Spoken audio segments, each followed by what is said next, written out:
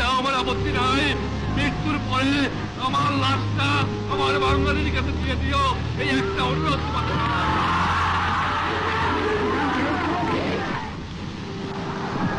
স্বাধীনতা আমার ব্যর্থ হয়ে যাবে যদি আমার বাংলার মানুষ পেটে পুড়ে ভাত না খায়।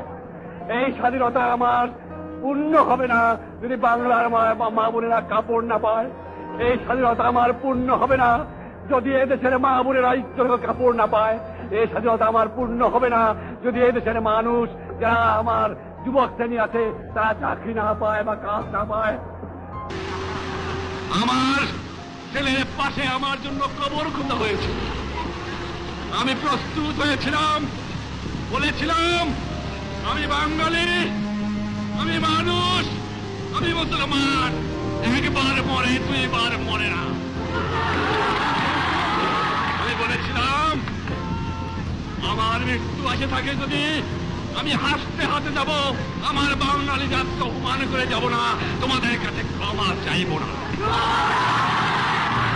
এবং যাবার সময় বলে যাব জয় বাংলা, স্বাধীন বাংলা, বাঙালি আমার জাতি, বাংলা আমার ভাষা, বাংলার মাটি আমার স্থান।